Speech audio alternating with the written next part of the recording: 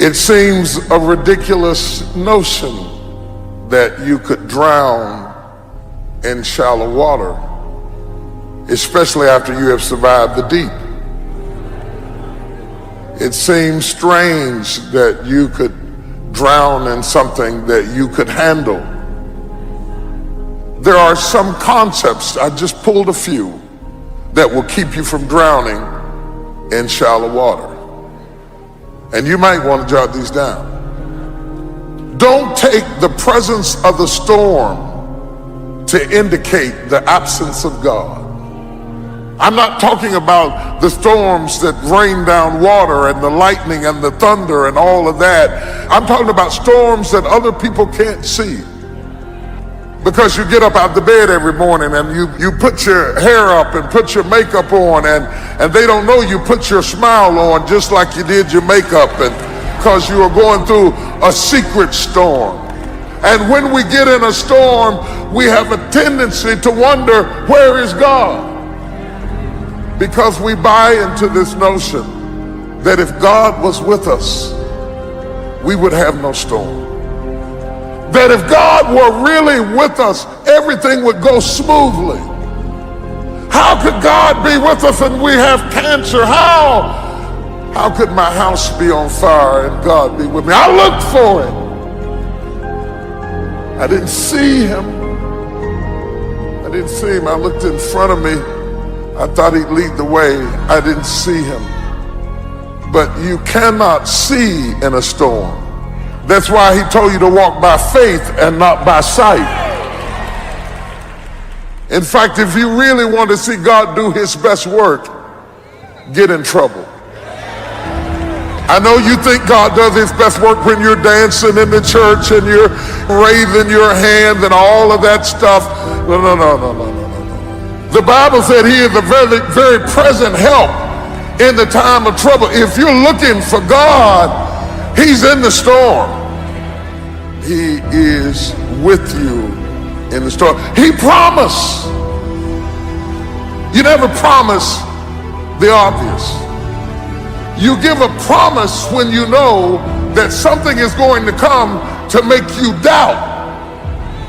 Whenever God promises you something, he says, you may not have it in your sensual realm right now, but I promise you. Did he promise you anything?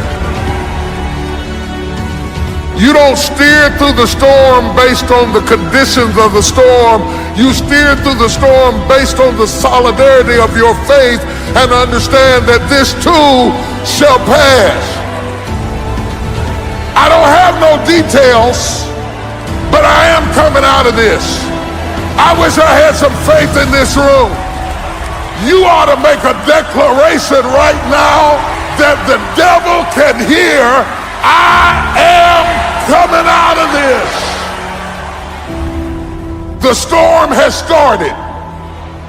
I don't know what all I'm gonna have to go through, but let's set a pin on the end of it and say, I shall come forth as pure gold. I may have to wait, I may have to hold my peace, but when everything is said and done, I will come out of this. Because he's with me. He's with me. He is with me in the storm. Let's settle on that. He is with me in the storm. I don't know whether you're with me. I don't know whether you're with me. But let's settle this much right now. I know I got at least one passenger. The Lord is with me in the storm. Pull yourself together and quit tripping because you in the process. God is processing you. He ain't through with you. He gonna fix it. Let me tell you this right here. Why are you tripping? I look back on my life at all that I've been through. I have built up enough reservoir that living in the car taught me that this ain't it. So the things I'm going through now, I know this ain't it. That he gonna come get me in a minute. There are times in life we can feel overwhelmed, like the pressure's too much. A lady told me how things had come against her at work, and she said, I can't take it anymore. the worry, the stress, the demands, it's too much to handle. But Paul said in 1 Corinthians, God is faithful. He will not let you be tempted with more than you can bear. Paul was saying, God will not let you face more pressure than you can handle. When an architect designs a building, a big skyscraper, he doesn't just design the outside. That's important, but it's of no use if he doesn't design the inner structure. How much wind it will face, how much equipment will be on it, how deep the piers in the ground, how thick the foundation. The architect specifically designs each structure so it can withstand the pressure.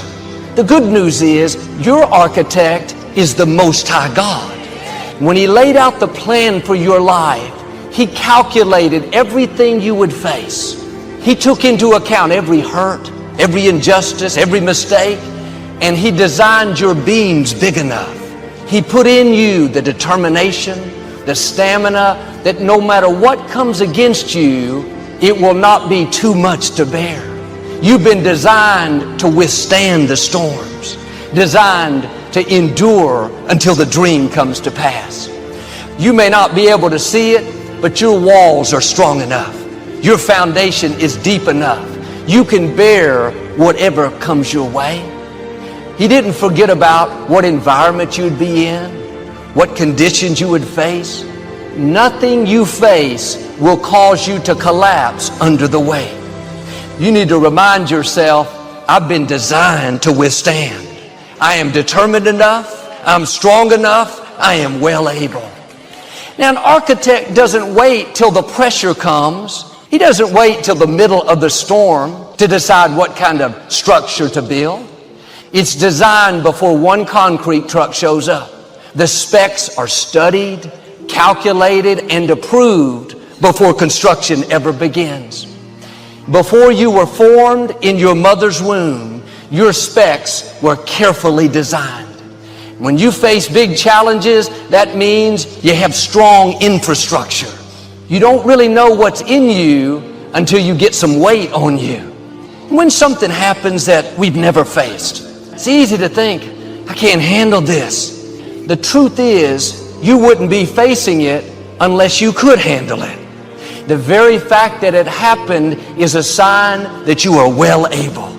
It wasn't a surprise to your architect. He knew ahead of time. He took into account winds that you never knew you would encounter. Nothing you face will cause you to collapse. You've been designed to withstand. In your thinking, you can give in and think, oh, this is too much. I can't handle it. That's why the scripture tells us, don't faint in your mind. You are well able. No weapon formed against you is going to prosper. That difficulty didn't come to stay. It came to pass. The psalmist said, you have been fearfully and wonderfully made. It's not just talking about the outside. That's talking about your specs as well, your infrastructure. How God designed things that you can't see. Things you would think would cause you to collapse, but out of nowhere, strength rises up. A determination to stand strong and outlast the opposition. You may think you've reached your limits. You've been at that same level a long time. Can I encourage you? You have more floors in you. You've gotten comfortable carrying this much weight. It's no problem. If you could see the plans God has for you, you would notice your beams are much bigger than what you're carrying right now. And with that increase comes more weight. You're going to have more pressure. This is pressure that makes you stretch, makes you grow.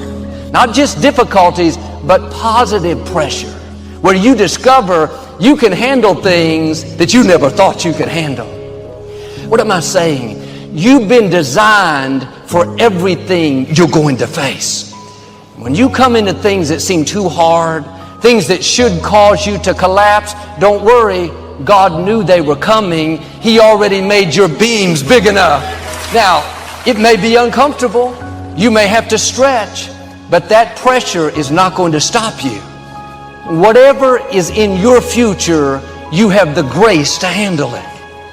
Now, the key is don't lose the battle in your mind. Your mind will say it's too much. I might believe you if your architect lived down the street.